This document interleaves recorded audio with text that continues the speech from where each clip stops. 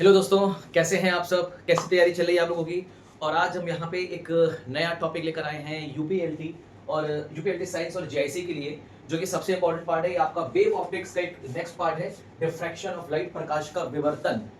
चलिए, तो आज हम लोग स्टार्ट करेंगे प्रकाश का विवर्तन, ठीक है। और इसको बहुत ही बेसिक तरीके से पहले समझेंगे प्रकाश का विवर्तन होता क्या है। इसमें कुछ एग्जाम्पल समझेंगे प्रकाश के विवर्तन पे, और साथ ही साथ हम लोग ये देखेंगे कि प्रकाश के विवर्तन के लिए क्या बेसिक कंडीशन हो सकती हैं, क्या नेसेसरी कंडीशन हो सकती हैं।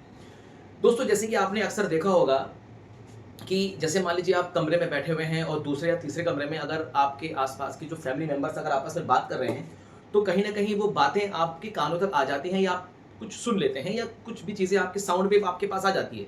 जैसे एग्जाम्पल के तौर पे मैं यहाँ पे वीडियो शूट कर रहा हूँ, तो मेरे बगल वाले कमरे में अगर मेरे माता पिता बैठे हैं या मेरी वाइफ बैठी हैं, तो वो उनको धीरे धीरे मेरी आवाज़ आ रही होगी, तो उसका मतलब उनको मेरा साउंड का वेव सुनाई पड़ रहा है, मेरी साउंड सुनाई पड़ रही है। ये किस वजह से होता है? इसी को बोलते हैं विवर्तन। और ये विवर्तन किस में होता है? साउंड वेव में, मतलब ध्वनि तरंगों में होता है।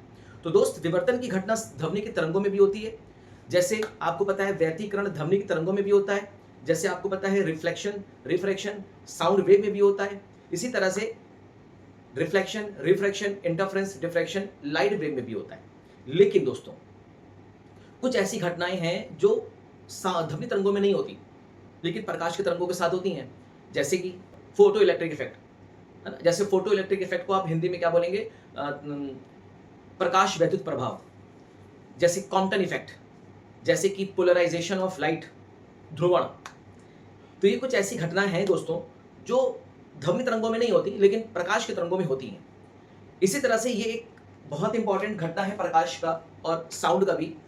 और ये घटना बताती है कि साउंड या लाइट एक वेव है। अब आपको जैसे साउंड वेव बहुत आसानी से सुनाई दे, जैसे साउंड में जो विवर्तन की घटना होती है या डिफ्रैक्शन की घटना होती है, वो आसानी से ऑब्जर्व हो जाती है। वजह ये होती है कि वजह सिर्फ इतनी होती है कि जो साउंड वेव होता है, साउंड वेव का जो वेवलेंथ होता है, साउंड वेव का वेवलेंथ कितने ऑर्डर का होता है? 7 मिलीमीटर से लेकर 7 मीटर के ऑर्डर का होता है। मतलब 7 मिलीमीटर से 7 मीटर तक के ऑर्डर का किसका वेवलेंथ होता है? साउंड वेव का वेवलेंथ होता है। तो साउंड वेव का वेवलेंथ अगर 7 मिलीमीटर से 7 मीटर के बीच में होगा, तो ये जो हमारे सामने ऑब्स्टेकल है, या हमारे सामने जो विंडो की साइज है ना, जो घर के दरवाजों की साइज होती है, वो इसी के ऑर्डर की होती है। तो यहाँ पे हमें इतने ऑर्डर की होगी, तो हमें डिफ्रैक्शन का पैटर्न दिखाई देगा। डिफ्रैक्शन असल में है क्या? ऐसा मोटा समझिए कि जब कोई तरंग किसी शार्प एज से, या किसी ऑब्स्टेकल से, या किसी ओपनिंग से, या किसी अपार्चर से टकराती है, उसके एज पे टकराती है, टकराने के बाद मुड़ जाती है, बेंड हो जाती है, और प्रकाश की इसी घटना को बोला जाता है विवर्तन, या साउंड वेव की इसी घटना को बोला जाता है विवर्तन।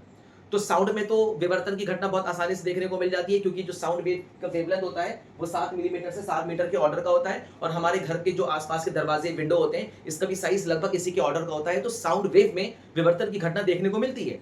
लेकिन लेकिन विवर्तन की घटना देखने के लिए एक बेसिक कंडीशन ये होती है कि जो साउंड, जिस वेव का विवर्तन हो रहा है या जिस वेव का डिफ्रैक्शन हो रहा है, उस वेव की वेवलेंथ उस टकराने वाले ओपनिंग के एज के साइज के कंपैरेबल हो। अगर उसके साइज के कंपैरेबल अगर होगा, तो ही डिफ्रैक्शन का पैटर्न दिखाई देगा, अदरवाइज डिफ्रैक्शन का पैटर्न दिखाई नहीं देगा। आपको दोस्तों पता है कि हमारी, अगर हम बात करें अपने लाइट वेव की बात करें, विजिबल रीजन की बात करें, तो विजिबल रीजन का हमारा कितना होता है, वेवलेंथ की ऑर्डर कितना होता है? लगभग 3800 से लेकर 7000 एंगस्ट्रॉम के बीच का होता है। 3800 एंगस्ट्रॉम से लेकर 7000 एंगस्ट्रॉम के बीच में लाइट वेव की वेवलेंथ होती है। लाइट वेव की वेवलेंथ का ऑर्डर इसी रेंज में होता है।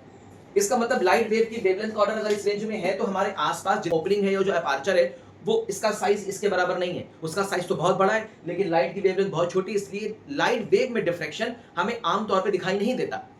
वजह सिर्फ इतनी होती है कि लाइट वेव की जो वेवलेंथ होती है वो बहुत ही, या कोई ओपनिंग है या कोई अपर्चर है, उसका जो साइज होता है वो लाइट वेव की वेवलेंथ कंपैरिजन में काफी बड़ा होता है। और जब काफी बड़ा होगा, तो वहां पे हमें विवर्तन की घटना देखने को नहीं मिलेगी।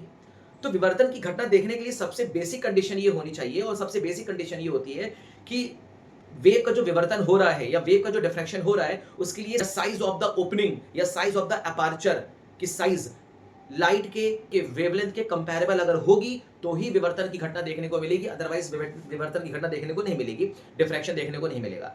तो डिफ्रैक्शन की बेसिक डिफिनेशन तो आपके सामने यही हो गई कि क्या बेसिक डिफिनेशन हो गई? Diffraction refers to various phenomena that occurs when a wave encounter an obstacle. जब कोई वेव किसी ऑब्स्टेकल से एनकाउंटर करती है या किसी स्लिट, स्लिट का मतलब अपर्चर हो गया, कोई opening, it is defined as the bending of wave. ये ऐसे डिफाइंड होता है लाइट का किसी कोने पे या किसी एज पे टकराकर मुड़ जाना और मुड़कर एक डार्क शेडो रीजन में घुस जाना। लाइट के या वेव के इस फिनोमिना को, इस घटना को ही विवर्तन कहा जाता है। तो the bending of wave around the corners of N obstacle और थ्रू एन अपर्चर, अपर्चर मतलब कोई ओपनिंग, कोई slit, into a region of geometrical shadow of the obstacle or aperture, the characteristics bending pattern, जब bending होती है तो characteristic bending pattern is most pronounced when a wave from a coherent source, जब कोई wave from the coherent source जैसे कि laser encounter a slit और aperture, जब कोई स्लिट से encounter, that is comparable to the size of wavelength as shown in the figure. इसका मतलब ये हो गया कि ओपनिंग, आप समझिएगा, जो ओपनिंग या स्लिट या अपर्चर की जो साइज है, अगर वो साइज किसी वेव के वेवलेंथ के कंपैरेबल में होगी तो ही विवर्तन की घटना देखने को मिलेगी, अदरवाइज विवर्तन की घटना देखने को नहीं मिलेगी। एक एग्जांपल के तौर पे आपको समझाया जाए, जैसे देखिए मान लीजिए आपके पास एक ओपनिंग है, इसी को हम स्लिट भी बोलते हैं और इसी को हम ओपनिंग भी बोलते हैं, इसी को हम अपर्चर भी बोलेंगे। हमारा क्या है, अपर्चर, और इसके सामने एक पैरेलल बीम ऑफ लाइट आ रही है, ये लाइट रेज आ रही है और ये एक वेव फ्रंट है, इसका परपेंडिकुलर वेव फ्रंट है प्लेन फॉर्म में। जब ये ऐसे टकराएगा, टकराने के बाद ये वेव फ्रंट सीधा निकल जाएगा, तो यहाँ पे प्रकाश की कोई भी विवर्तन देखने का, याद रखिएगा इस केस में लाइट का विवर्तन या देखने को मिलेगा। लाइट की बात करें तो यहाँ पे लाइट का कोई भी विवर्तन नहीं होगा, there is no diffraction in this case. क्या वजह है? वजह ये है कि जो ओपनिंग का साइज है वो लाइट के वेवलेंथ से बहुत बड़ा है। अगर ओपनिंग का साइज लाइट के वेवलेंथ से बहुत बड़ा होगा, कोई भी डिफ्रैक्शन का पैटर्न या कोई भी डिफ्रैक्शन का फिनोमेना देखने को नहीं मिलेगा। चलिए अगर बात करा जाए, अगर हम इस ओपनिंग को या इस अपर्चर को और शार्प बना दें और शार्प कर दें और इनकी बीच की दूरी को और घटा दें और कम कर दें, तो देखिए इनकी बीच की दूरी को हमने और कम कर दिया। जैसे ही हम कम करेंगे तो अब ये जो लाइट रेस आ रही है और साथ ही साथ प्लेन वेव फ्रंट आ रहा है, टकराने के बाद क्या करेगा, ये डाइवर्ज हो जाएगा। मतलब प्लेन वेव फ्रंट किसमें चेंज हो गया, डाइवर्जिंग वेव फ्रंट में। डाइवर्जिंग मतलब स्फेरिकल, कंसेंट्रिक स्फेरिकल या डाइवर्जिंग स्फेरिकल वेव फ्रंट में कन्वर्ट हो गया। तो देखिए लाइट रेस इस कॉर्नर पे पड़ने के बाद क्या कर रही है, डाइवर्ज हो रही है। एक प्लेन पैरेलल लाइट रेस आ रही थी, टकराने के बाद क्या हो रही है, देखिए डाइवर्ज हो रही है। अब यहाँ पे आपको कौन सा फिनोमेना देखने को मिलेगा, डिफ्रैक्शन का फिनोमेना देखने को मिलेगा, क्योंकि यहाँ पे लाइट रेस क्या कर रही है, कोने पे एज पे पकड़ के मुड़ रही है, बेंड कर रही है। बोलिए ठीक है, समझ में आ गया। तो यहाँ पे आपको डिफ्रैक्शन का पैटर्न देखने को मिलेगा। क्यों? क्योंकि अपर्चर या ओपनिंग का साइज इस आने वाली लाइट की वेवलेंथ के कंपैरेबल उसके बराबर है।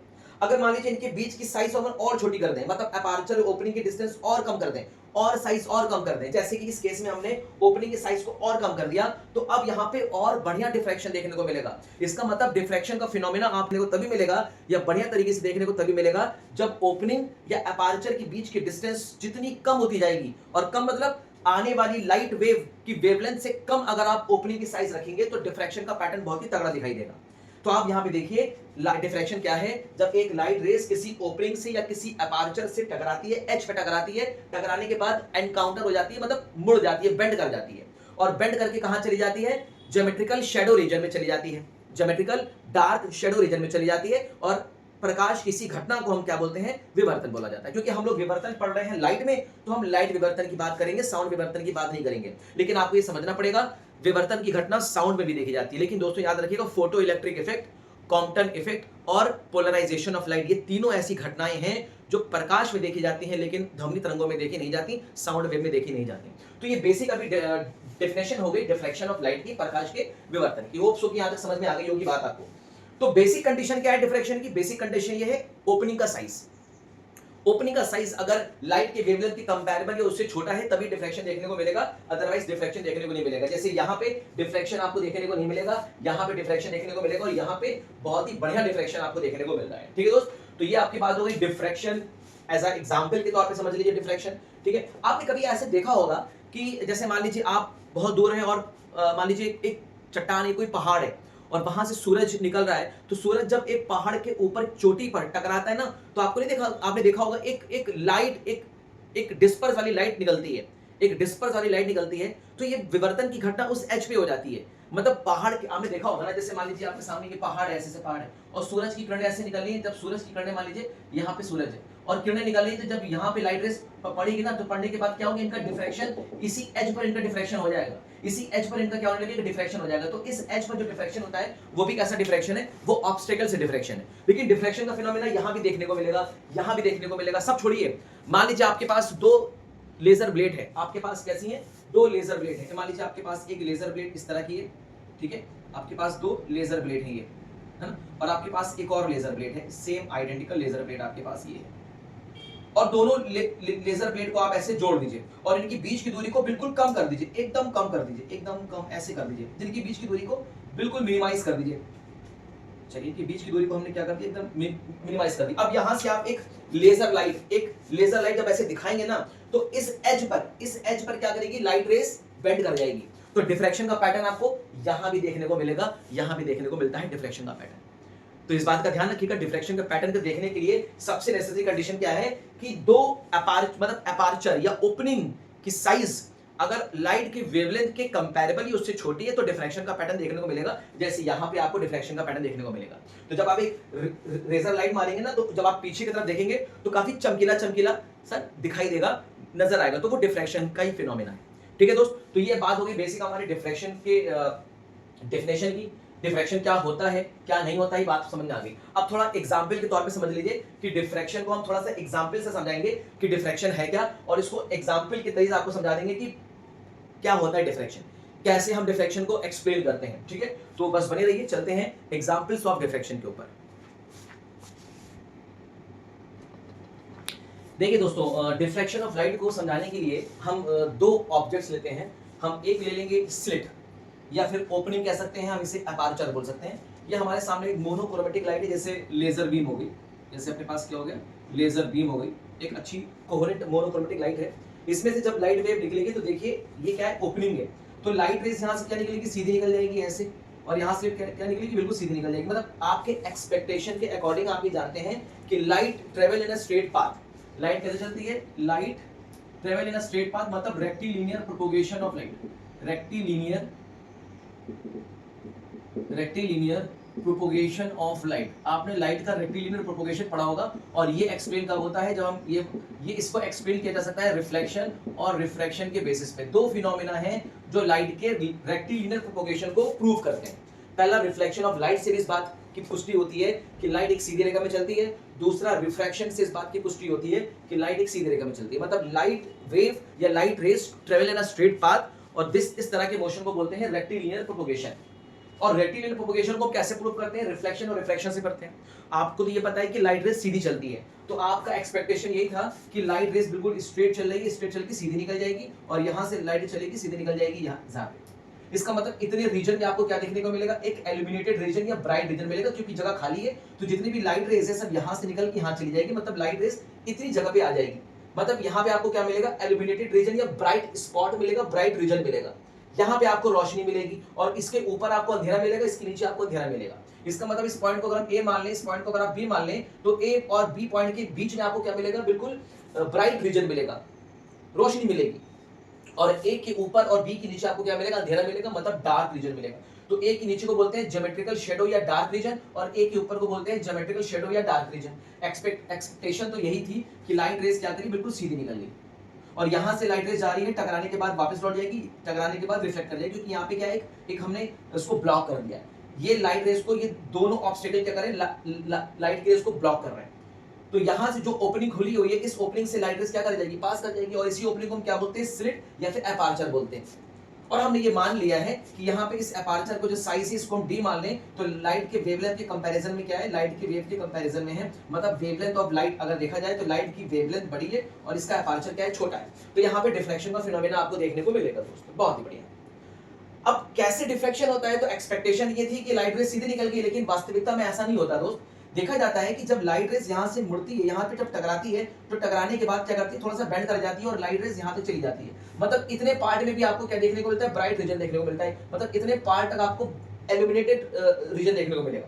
इसी तरह से लाइट जब यहाँ पे पड़ती है, टकराने के बाद क्या करती है, मुड़ जाती है, और यहाँ पे भी आपको क्या देखने को मिलेगा, इतने पार्ट में आपको देखने को मिलेगा, ब्राइट रीजन देखने को मिलेगा। मतलब ब्राइट रीजन वास्तविकता में ए डैश से बी डैश के बीच में देखने को मिलेगा, और ये यही आपका क्या डिफ्रैक्शन है। इसका मतलब लाइट रेस क्या कर रही है, एट द एंड पर, मतलब कॉर्नर पे क्या कर रही है लाइट, थोड़ा सा बेंड कर रही है, बेंड करके कहां पे आ गई, ए डैश पे आ गई। यहां से लाइट क्या कर रही है, थोड़ी सी बेंड कर रही है, बेंड करते करते कहां पे आ गई, बी डैश पे आ गई। इसका मतलब लाइट रेस क्या कर रही है, एज पर या कॉर्नर पे बेंड कर रही है, मोड़ रही है, तभी आपको क्या देखने को मिल रहा है, ब्राइट रीजन देखने को मिल रहा है ए के ऊपर और बी के नीचे। इसका मतलब हो गया कि यहाँ पे आपको एक बढ़िया चीज दिखाई देगी, इतने पार्ट में आपको क्या दिखाई देगा, alternative dark and bright fringes देखने को मिलेंगे दोस्त। क्या देखने को मिलेंगी, alternative dark and bright fringes देखने को मिलेंगी। इसका मतलब यहाँ पे आपको देखने को मिलेगा डिफ्रैक्शन फ्रिंजेस, और यहाँ पे आपको ब्राइट फ्रिंजेस देखने को मिलेगी, फिर डार्क, फिर ब्राइट, फिर डार्क, फिर ब्राइट, फिर डार्क, फिर ब्राइट, फिर डार्क, और इतने ही पार्ट में आपको डिफ्रैक्शन की फ्रिंजेस देखने को मिलेंगी। कैसे देखने को मिलेंगी, पहले देखने को मिलेगी ब्राइट, फिर डार्क, फिर ब्राइट, फिर डार्क, फिर ब्राइट, फिर डार्क, फिर ब्राइट, फिर डार्क। और सबसे बढ़िया चीज तो ये कि इंटेंसिटी क्या होगी, फ्रिंजेस की इंटेंसिटी लगातार डिक्रीज होती जाएगी। फ्रिंजेस की इंटेंसिटी क्या होगी, लगातार डिक्रीज होती जाएगी। लेकिन इंटरफेरेंस के केस में ऐसा नहीं हो रहा था। इंटरफेरेंस के केस में जो फ्रिंजेस बन रही थी वो सेम इंटेंसिटी की हो रही थी, लेकिन डिफ्रैक्शन के केस में ऐसा नहीं होगा। डिफ्रैक्शन के केस में आपको यहाँ पे इंटेंसिटी तो मैक्सिमम होगी, जैसे जैसे आप डार्क शैडो की तरफ जाएंगे इंटेंसिटी ऑफ फ्रिंजेस धीरे धीरे क्या करेगी, डिक्रीज होती जाएगी। इसी तरह से बी पर आपको क्या मिलेगा, इस बी पर आपको मिलेगा ब्राइट फ्रिंजेस मिलेंगी, ब्राइट स्पॉट मिलेगा। लेकिन जैसे जैसे आप नीचे होते जाएंगे यहाँ पे भी आपको ब्राइट मिलेगा, लेकिन इंटेंसिटी कम होगी, और धीरे धीरे इसकी ब्राइटनेस भी क्या होती जाएगी, कम होती जाएगी। मतलब ब्राइट फ्रिंजेस की इंटेंसिटी की धीरे धीरे क्या करेगी दोस्त, डिक्रीज होती जाएगी, और यहाँ की इंटेंसिटी पूरी तरीके से खत्म हो जाएगी। मतलब अब ए के ऊपर आपको पूरा शेडो मिलेगा, और ए डैश के ऊपर पूरा शेडो मिलेगा, बी डैश के नीचे पूरा शेडो मिलेगा। इसका मतलब इतने पार्ट में आपको क्या देखने को मिल रहा है, डिफ्रैक्शन का पैटर्न देखने को मिल रहा है। इतने ही पार्ट में आपको डिफ्रैक्शन का पैटर्न देखने को मिलता है दोस्त। यही है डिफ्रैक्शन। और डिफ्रैक्शन में आपको क्या देखने को मिलेगा, अल्टरनेटिव फ्रिंजेस देखने को मिलती हैं। जैसे यहाँ पे आपको देखने को मिलेगा ब्राइट, फिर डार्क, फिर ब्राइट, फिर डार्क, फिर ब्राइट, फिर डार्क। लेकिन सबसे बड़ा अंतर यह है कि इंटेंसिटी ऑफ फ्रिंजेस, फ्रिंजेस की जो इंटेंसिटी होती है नीचे की तरफ लगातार क्या होगी, घटती जाती, घटती जाती, घटती जाती, और बी डैश पे आकर इंटेंसिटी पूरी तरीके से खत्म हो जाती है। जैसे ए डैश पे जाकर इंटेंसिटी पूरी तरीके से खत्म हो जाएगी, इसी तरह से बी डैश पे भी इंटेंसिटी पूरी तरीके से खत्म हो जाएगी। इसका मतलब यह है लाइट वेव क्या हो रही है, बेंड कर रही है एट द कॉर्नर्स पे, और लाइट के इसी फिनोमेना को ही बोला जाता है डिफ्रैक्शन ऑफ लाइट।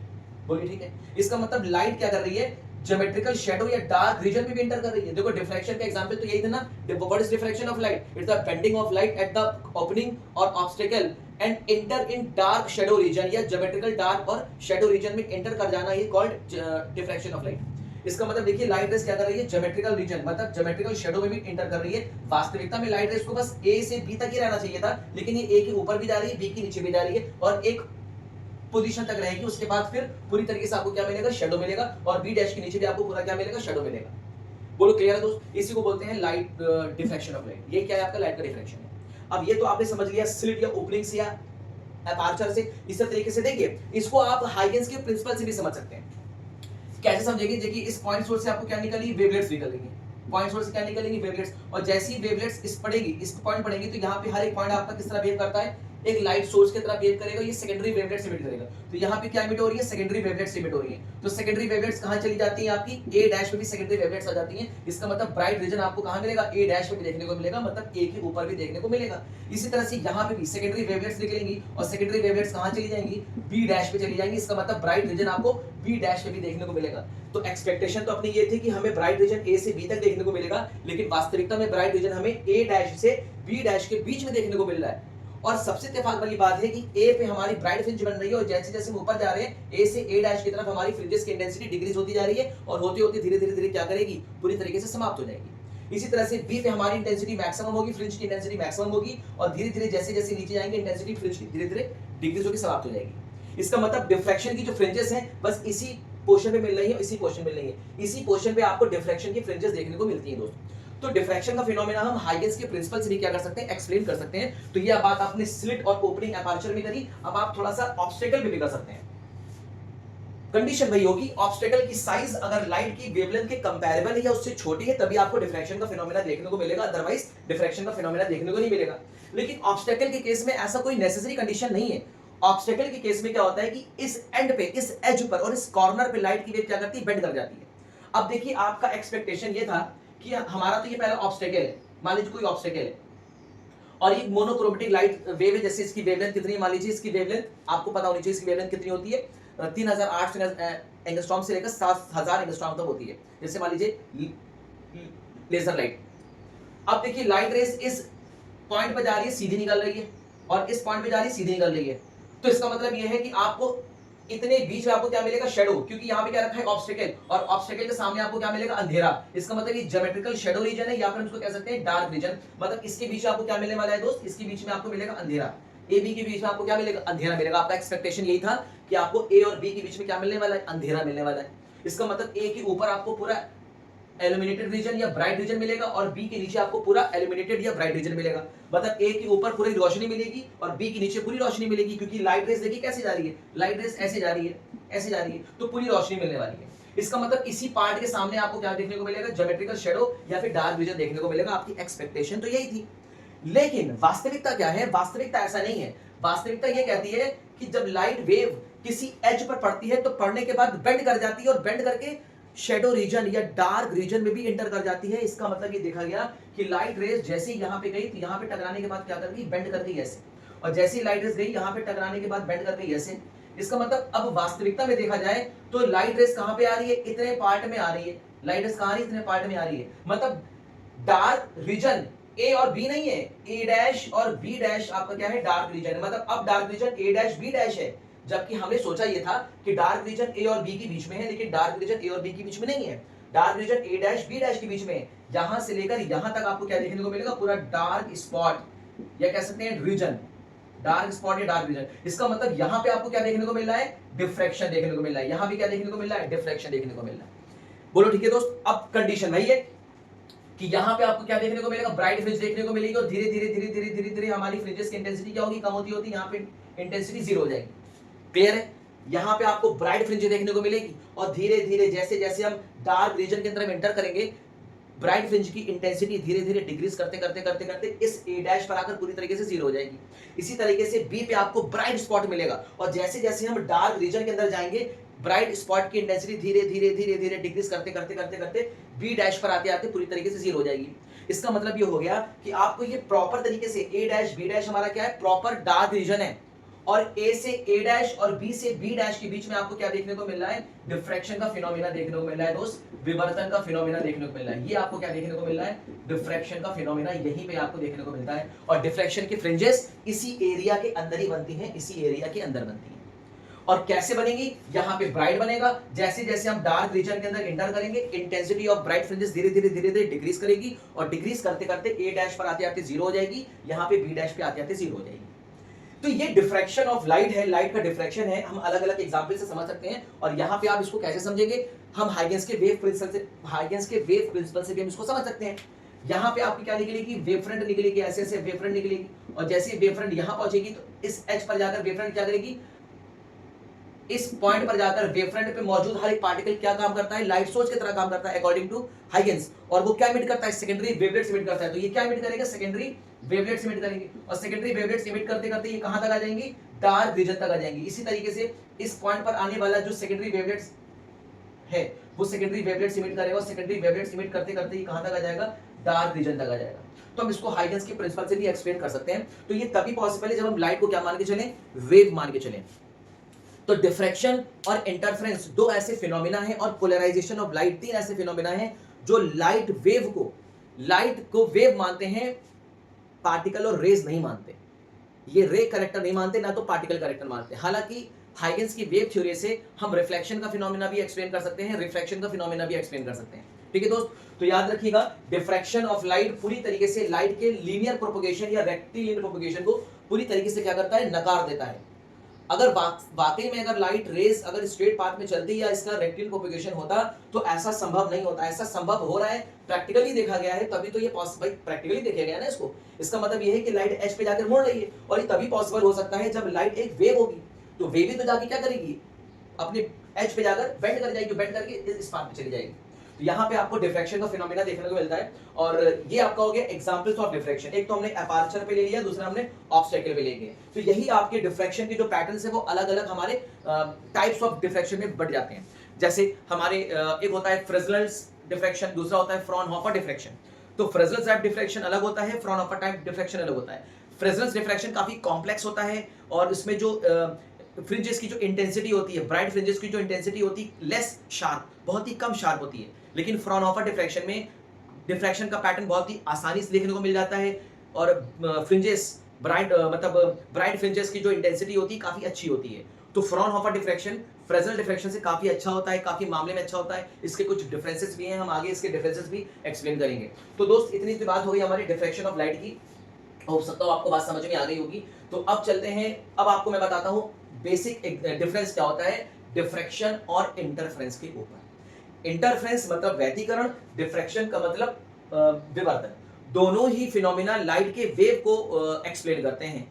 इंटरफेरेंस भी एक्सप्लेन करता है और डिफ्रैक्शन भी एक्सप्लेन करता है, लेकिन इनके बीच इसके बावजूद भी इनके बीच में कुछ इंपॉर्टेंट डिफरेंसेस होते हैं, कुछ अंतर होता है। तो इंटरफेरेंस और डिफ्रैक्शन के बीच में अंतर पढ़ना बहुत जरूरी है। एग्जाम में इस तरह की क्वेश्चंस आपको स्टेटमेंट वाइज क्वेश्चंस आपको देखने को मिल सकते हैं। चलते हैं अपने नेक्स्ट स्लाइड की तरफ, नेक्स्ट पार्ट की तरफ, difference between interference and diffraction.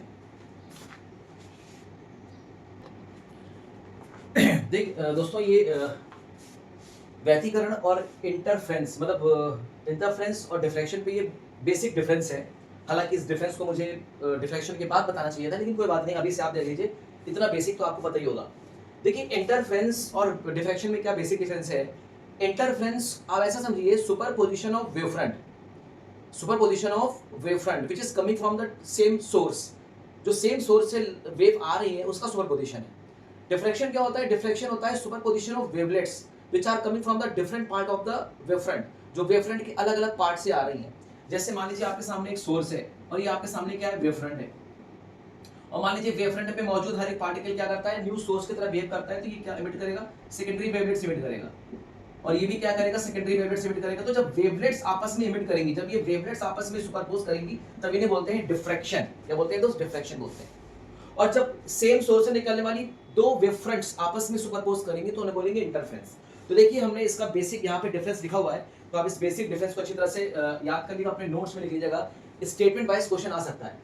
Superposition of light coming from two different wavefront originating from the same source, same source से दो वेवफ्रंट आ रही हैं, उसका सुपरपोजिशन से क्या आपको देखने को मिलेगा, इंटरफेरेंस का पैटर्न देखने को मिलेगा। चाहे आप फ्रेस्नेल बाइप्रिज्म देख लीजिए, चाहे लियोट्स मिरर देख लीजिए, चाहे आप न्यूटन्स रिंग देख लीजिए, चाहे थिन फिल्म इंटरफेरेंस देख लीजिए, चाहे आप YDSC में देख लीजिए, सेम सोर्स से दो लाइट वेव आ रही थी, चाहे उनका एम्पलीट्यूड आपने डिवाइड किया हो या इनका वेवफ्रंट आपने डिवाइड किया हो, दोनों से ही आपको क्या मिल रहा था, दो कोहेरेंट सोर्सेस मिल रही थी, दोनों कोहेरेंट सोर्सेस से आपको क्या मिल रही थी, वेवफ्रंट आ रही थी। अभी जो वेवफ्रंट आ रही है वो सेम सोर्स से तो आ रही है ना दोस्त भाई। जैसे जैसे मान लीजिए लियोट्स मिरर की अगर मैं बात करूं, जैसे मान लीजिए अपने सामने एक लियोट्स मिरर है और ये एक सोर्स ऑफ लाइट है, एक लाइट रेस ऐसे पड़ेगी और एक लाइट रेस ऐसे स्ट्राइक करेगी, तो ये लाइट रेस कैसे निकलेगी, ऐसे, और ये लाइट रेस कैसे निकलेगी, ऐसे निकल जाएगी। तो देखिए आपको इतने रीजन पे क्या देखने को मिलेगा, आपको इतने रीजन पे देखने को मिलेगा फ्रिंजेस देखने को मिलेंगी। और यहाँ पे आपको कौन सी फ्रिंजेस देखने को मिलेगी, डार्क फ्रिंज आपको पहले देखने मिलेगी, फिर आपको bright dark bright dark bright dark bright bright, और इसी के बीच में आपको क्या देखने को मिलती है दोस्त, फ्रिंजेस देखने को मिलती है। इसी के बीच आपको क्या देखने को मिलती है, फ्रिंजेस देखने को मिलती है। कैसे, जब इस रिफ्लेक्टेड प्लेट को आप पीछे की तरफ मिलाएंगे, जब आप इसको पीछे की तरफ मिलाएंगे, एक सोर्स S1 बनेगा, एक सोर्स S2 बनेगा। बोलिए, जब आप इसको क्या करेंगे, पीछे की तरफ मिलाएंगे, जैसे मान लीजिए आपने इसको पीछे की तरफ मिला लिया, इसको जब आप पीछे की तरफ मिलाएंगे, यहाँ पे ये आपको एक सोर्स मिलेगा, पैरेंट सोर्स, और इसकी एक वर्चुअल इमेज बनेगी। तो पैरेंट सोर्स और वर्चुअल इमेज, अब यहाँ से वेवफ्रंट निकल रही है ना, वेवफ्रंट, और यहाँ से क्या निकल रही है, वेवफ्रंट निकल रही है। अब ये वेवफ्रंट आपस में क्या कर रही है, सुपरपोज करके क्या बना रही है, इंटरफेरेंस का पैटर्न बना रही है। तो याद रखिएगा, दो वेवफ्रंट की सुपरपोजिशन से क्या बनता है, इंटरफेरेंस बनता है, और वेवलेट्स के सुपरपोजिशन से क्या बनता है दोस्त, डिफ्रैक्शन का फिनोमेना देखने को मिलता है। तो superposition of light coming from different part of the wavefront, that is superposition of wavelets. ठीक है। दूसरा क्या है, all bright fringes are of same intensity. Interference के केस में जितनी भी ब्राइट फ्रिंजेस बनती है, चाहे वो YDSC के एक्सपेरिमेंट में हो, चाहे फ्रेस्नेल बाइप्रिज्म के एक्सपेरिमेंट में हो, चाहे फिर लियोट्स मिरर में, ये लियोट्स मिरर का एग्जांपल है तो लियोट्स मिरर का एग्जांपल हो, या फिर आपका न्यूटन्स रिंग का एग्जांपल हो, या फिर आपका थिन फिल्म इंटरफेरेंस का एग्जांपल हो, ब्राइट फ्रिंज की इंटेंसिटी सेम रहती है, डार्क फ्रिंज की इंटेंसिटी सेम रहती है। क्लियर। लेकिन विवर्तन, डिफ्रैक्शन के केस में ऐसा नहीं। अभी आपने इससे पहले एग्जांपल देखा था, डिफ्रैक्शन के केस में इंटेंसिटी ऑफ ब्राइट फ्रिंज लगातार क्या होती जा रही थी, डिक्रीज होती जा रही थी, और इंटेंसिटी ऑफ डार्क फ्रिंज भी लगातार क्या होती जाती है, डिक्रीज होती जाती है। तो इसका मतलब all bright fringes are not of the same intensity. जितनी भी ब्राइट फ्रिंजेस होती हैं डिफ्रैक्शन के केस में, सबकी इंटेंसिटी सेम नहीं होती है। इंटेंसिटी लगातार क्या होती जाती है, घटती जाती घटती जाती घटती जाती है। ठीक है दोस्त, बहुत बढ़िया। अब बात करते हैं, अब देखिए इंटेंसिटी कैसे घटती है, मैं आपको बता देता हूं। इंटेंसिटी इस हिसाब से घटती है, I0/9, I0/16, I0/25, I0/36 and so on. इस ऑर्डर में इंटेंसिटी घटती है। अब ये ऑर्डर कहां से आया, इसको हम आपको एक्सप्लेन करेंगे जब हम आपको फ्रेस्नेल डिफ्रैक्शन और फ्रॉनहोफर डिफ्रैक्शन समझाएंगे, ठीक है। इंटेंसिटी इस केस में क्या करती है, धीरे धीरे डिक्रीज करती है दोस्त। तो अभी आपको इतना ज्यादा बस समझने की जरूरत नहीं, बस आप बेसिक इतना समझिए कि इंटेंसिटी ऑफ ब्राइट फ्रिंज और इंटेंसिटी ऑफ डार्क फ्रिंज क्या होती है दोस्त, घटती है। देखिए बहुत बड़ा कपड़ा ये दोस्त। चलिए अच्छा, दूसरी चीज देखिए, तीसरा डिफरेंस क्या है, इंटरफेरेंस फ्रिंजेस में और may not B same with. ये सबसे बढ़िया चीज है। इंटरफेरेंस के फिनोमेना में, इंटरफेरेंस के पैटर्न में फ्रिंज की जो विद होती है वो सेम हो भी सकती है, नहीं भी हो सकती है। कहां सेम होती है और कहां सेम नहीं होती, इस बात का ध्यान रखिएगा। जब आप वेवफ्रंट को डिवाइड करके कोहेरेंट सोर्स बनाते हैं, वेवफ्रंट को डिवाइड करके कोहेरेंट सोर्स बनाते हैं, जैसे YDSC के एक्सपेरिमेंट में, जैसे फ्रेसेंस बाइप्रिज्म में, जैसे कि लियोट्स मिरर में, इस केस में जो फ्रिंज की विड्थ होती है वो कांस्टेंट होती है, इसकी विड्थ ऑफ फ्रिंज कांस्टेंट होती है। लेकिन जब आप एम्पलीट्यूड या इंटेंसिटी को डिवाइड करके कोहेरेंट सोर्स बनाते हैं, तो इस केस में जब इंटरफेरेंस का पैटर्न देखने को मिलता है, जैसे थिन फिल्म इंटरफेरेंस, जैसे न्यूटन्स रिंग, उस केस में फ्रिंज की विड्थ कांस्टेंट नहीं होती। तो ये बहुत इंपॉर्टेंट आपको बन जाता है कि इंटरफेरेंस के पैटर्न में फ्रिंज की विड्थ कांस्टेंट हो भी सकती है और नहीं भी हो सकती। कांस्टेंट कहां होगी, YDSC में होगी, फ्रेस्नेल बाइप्रिज्म में होगी, लियोट्स मिरर में होगी। फ्रिंज विड्थ कहां सेम नहीं होगी, थिन फिल्म इंटरफेरेंस में नहीं होगी, और माइकलसन इंटरफेरोमीटर में नहीं होगी। और साथ ही साथ न्यूटन्स रिंग के एक्सपेरिमेंट में भी आपको जो फ्रिंज विड्थ मिल रही थी वो अनइवन मिल रही थी, जिसकी फ्रिंज की विड्थ सेम नहीं थी। तो यही मैंने लिखा हुआ है कि इंटरफेरेंस फ्रिंजेस मे और may not B same width. Clear है, बात समझ आ गई। चलिए, बट विवर्तन डिफ्रैक्शन के केस में फ्रिंज की विड्थ कभी भी समान नहीं होती, हमेशा अलग होगी, चाहे वो फ्रेस्नेल डिफ्रैक्शन हो चाहे वो फ्रॉनहोफर डिफ्रैक्शन हो। देखिए, all point of minima intensity are perfectly dark. Interference के केस में अगर जो ब्राइट फ्रिंज होती है वो ब्राइट ही रहेगी, डार्क हमेशा डार्क रहेगी। मतलब ब्राइट फ्रिंज की इंटेंसिटी सेम रहेगी, डार्क फ्रिंज की इंटेंसिटी सेम रहेगी। लेकिन डिफ्रैक्शन के केस में ऐसा नहीं है, ब्राइट फ्रिंज की इंटेंसिटी धीरे धीरे डिक्रीज करती है और डार्क फ्रिंज की भी इंटेंसिटी सेम नहीं होती है, इस भी ध्यान रखिएगा, ठीक है दोस्त। लास्ट है the spacing between the fringes may और may not be uniform. Interference के केस में दो फ्रिंजेस के बीच की जो स्पेसिंग होती है वो यूनिफॉर्म हो भी सकती है और नहीं भी हो सकती। कहां यूनिफॉर्म होगी, YDSC में यूनिफॉर्म होगी, फ्रेस्नेल बाइप्रिज्म में यूनिफॉर्म होगी और लियोट्स मिरर में यूनिफॉर्म होगी। लेकिन thin film interference, Michelson interferometer और न्यूटन्स रिंग के एक्सपेरिमेंट में जो फ्रिंज की बीच की जो स्पेसिंग होती थी वो कभी भी यूनिफॉर्म नहीं होती थी। इसलिए मैंने इंटरफेरेंस के केस में लिखा है all the spacing between the fringes may और may not be uniform. Clear हो गई। बट डिफ्रैक्शन के केस में कभी भी फ्रिंज के बीच की स्पेसिंग यूनिफॉर्म नहीं होती, हमेशा अनइवन होती है। तो याद रखिएगा, the spacing between the fringe is not uniform. तो ये बेसिक डिफरेंस है इंटरफेरेंस और डिफ्रैक्शन के केस में। इसको डिफरेंस आप अच्छी तरह से याद रखिएगा। और इसके बाद मैं आपको अब बताने वाला हूं द मेजर डिफरेंस और टाइप्स ऑफ डिफ्रैक्शन, डिफ्रैक्शन के प्रकार। दो तरह के डिफ्रैक्शन का फिनोमेना हमको देखने को मिलेगा, या दो तरह के डिफ्रैक्शन के हमारे क्लास होते हैं, जैसे फ्रेस्नेल क्लास ऑफ डिफ्रैक्शन और दूसरा होता है फ्रॉनहोफर क्लास ऑफ डिफ्रैक्शन। तो चलिए देखते हैं फ्रेस्नेल क्लास ऑफ डिफ्रैक्शन और फ्रॉनहोफर क्लास ऑफ डिफ्रैक्शन के डिफरेंस देख लेते हैं। फिर उसके बाद हम नेक्स्ट स्लाइड में आपको बताएंगे फ्रेस्नेल डिफ्रैक्शन को हम पहले एक्सप्लेन करेंगे, फिर काफी ढेर सारी इस पे वीडियो आएगी, उसके बाद फ्रॉनहोफर डिफ्रैक्शन देखेंगे। ठीक है दोस्त, तो फिर बने रहिए, चलते हैं अपने नेक्स्ट स्लाइड की तरफ। देखिए दोस्तों, ये हमारा फ्रेस्नेल डिफ्रैक्शन और फ्रॉनहोफर डिफ्रैक्शन में मेजर डिफरेंस क्या है। फ्रेस्नेल डिफ्रैक्शन में जो लाइट वेव आती है वो या तो स्फेरिकल होगी या फिर सिलिंड्रिकल वेवफ्रंट होगी। ऐसा क्यों होता है? ऐसा इसलिए होता है कि फ्रेस्नेल डिफ्रैक्शन में जो हम करते हैं अरेंजमेंट, उसमें हम क्या लेते हैं, हम इसमें ओपनिंग या स्लिट्स लेते हैं। तो स्लिट से स्क्रीन तक की जो डिस्टेंस होती है ना, डी, काफी फाइनाइट डिस्टेंस होती है। कैसी डिस्टेंस होती है? फाइनाइट डिस्टेंस होती है। इसी तरह से सोर्स से लेकर स्लिट तक की जो भी डिस्टेंस होती है वो भी कैसी होती है? फाइनाइट डिस्टेंस होती है। अगर सोर्स फाइनाइट डिस्टेंस पे रखा होगा तो इससे आने वाली जो वेवफ्रंट होगी या तो वो स्फेरिकल होगी या फिर वो सिलिंड्रिकल होगी। सिलिंड्रिकल कब होगी? जब एक एक्सटेंडेड सोर्स होगा तब सिलिंड्रिकल होगी, एक पॉइंट सोर्स होगा तो स्फेरिकल वेवफ्रंट होगी। तो याद रखिएगा, फ्रेस्नेल डिफ्रैक्शन में आने वाली लाइट वेव या तो स्फेरिकल वेवफ्रंट की होगी या तो सिलिंड्रिकल वेवफ्रंट की होगी। लेकिन फ्रॉनहोफर डिफ्रैक्शन में जो आने वाली लाइट रेज होती है उसका वेवफ्रंट कैसा होता है? प्लेन वेवफ्रंट होता है। ऐसा क्यों होता है? ऐसा इसलिए होता है कि सोर्स से लेकर स्लिट के बीच की जो डिस्टेंस होती है ना, इनफाइनाइट होती है दोस्त। कैसी होती है? इनफाइनाइट डिस्टेंस होती है। या फिर कह सकते हैं स्लिट से लेकर स्क्रीन तक की जो डिस्टेंस होती है वो भी कैसी होती है? इनफाइनाइट डिस्टेंस होती है। ठीक है ना, इनफाइनाइट डिस्टेंस होती है। और आपको पता है अगर कोई सोर्स इनफाइनाइट डिस्टेंस रखा होगा तो वहां से आने वाली वेवफ्रंट कैसी होगी? प्लेन वेवफ्रंट होगी। तो याद रखिएगा, फ्रॉनहोफर डिफ्रैक्शन में हमको आने वाली लाइट वेव की वेवफ्रंट कैसा होता है? प्लेन वेवफ्रंट होता है। पहला डिफरेंस हो गया। दूसरा, the distance between source and obstacle, मतलब सोर्स और ऑब्स्टेकल या फिर सोर्स और स्लिट या स्लिट और स्क्रीन के बीच की जो डिस्टेंस होती है वो फाइनाइट डिस्टेंस होती है। लेकिन फ्रॉनहोफर डिफ्रैक्शन में क्या होता है कि distance between source and slit या फिर अपर्चर या फिर ओपनिंग या स्लिट से लेकर स्क्रीन तक की जो डिस्टेंस होती है वो इनफाइनाइट होती है। ये भी डिस्टेंस इनफाइनाइट होगी और ये भी डिस्टेंस इनफाइनाइट होगी। क्लियर हुई बात? तो ये बहुत इंपॉर्टेंट है, ध्यान रखिएगा, ये दोनों में मेजर डिफरेंस है। नो लेंस आर रिक्वायर्ड, इसमें कोई भी लेंस की जरूरत नहीं पड़ती क्योंकि ऑलरेडी स्लिट और सोर्स और स्क्रीन आपस में काफी पास होते हैं। तो लाइट रेस को कन्वर्ट करने के लिए या पैरेलल करने के लिए हमें किसी भी लेंस की जरूरत नहीं पड़ेगी, किसी तरह की कोई लेंस की जरूरत नहीं पड़ेगी। तो इसका मतलब फ्रेस्नेल डिफ्रैक्शन में सोर्स और स्लिट के बीच में हमें किसी भी लेंस की जरूरत नहीं है और स्लिट और स्क्रीन के बीच में भी किसी लेंस की जरूरत नहीं है।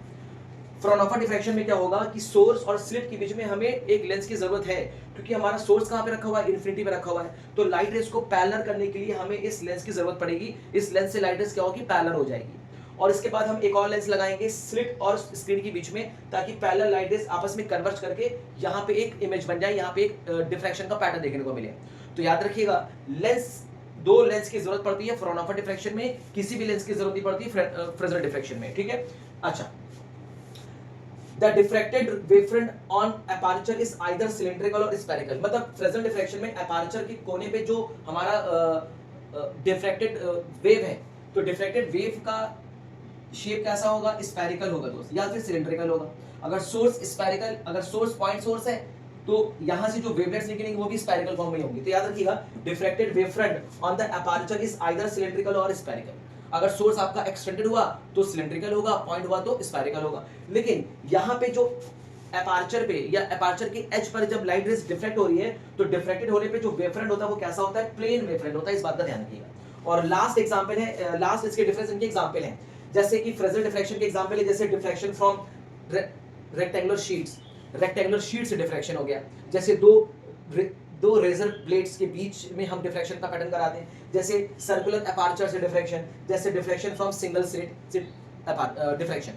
फ्रॉनहोफर डिफ्रैक्शन के एग्जांपल्स क्या हो सकते हैं, जैसे diffraction from single slit, diffraction from double slit, diffraction from double slit, single slit. ये कौन सा स्लिट है दोस्त, सिंगल स्लिट है। या फिर diffraction from N slit grating, मतलब एन स्लिट से डिफ्रैक्शन। ठीक है दोस्त, तो ये मेजर हमारा डिफरेंस क्या है फ्रेस्नेल और फ्रॉनहोफर। एक बात ध्यान रखिएगा कि फ्रेस्नेल डिफ्रैक्शन में जो फ्रिंजेस बनती हैं, डिफ्रैक्शन फ्रिंजेस बनती हैं, काफी कॉम्प्लेक्स होती हैं और विजिबिलिटी भी अच्छी नहीं होती। लेकिन फ्रॉनहोफर डिफ्रैक्शन में फ्रिंजेस, डिफ्रैक्शन की जो फ्रिंजेस होंगी काफी क्लियर बनती है, काफी शार्प बनती है और बहुत ही अच्छी होती है। और फ्रिंज विड्थ भी आपको आराम से इसकी कैलकुलेट कर सकते हैं, लेकिन इसकी फ्रिंज विड्थ निकालना काफी मुश्किल है, इसकी फ्रिंज विड्थ निकालना बहुत ही आसान है। ठीक है दोस्त, तो यहाँ पे मेजर हमारा डिफरेंस हो गया फ्रेस्नेल डिफ्रैक्शन और फ्रॉनहोफर डिफ्रैक्शन में। तो आज के लिए हम इतना ही रखते हैं। आज का हमारा इंट्रोडक्शन पार्ट था डिफ्रैक्शन के ऊपर। तो हम लोग नेक्स्ट स्लाइड पे देखेंगे, फ्रेस्नेल डिफ्रैक्शन को स्टार्ट करेंगे। और फ्रेस्नेल डिफ्रैक्शन को समझने से पहले, इन सारे डिफ्रैक्शन को समझने से पहले आपको समझना पड़ेगा फ्रेस्नेल्स हाफ पीरियड जोन और फ्रेस्नेल जोन क्या होता है दोस्त। ठीक है, तो चलिए अपनी आप पढ़ाई करते रहिए, तैयारी करते रहिए। All the very best.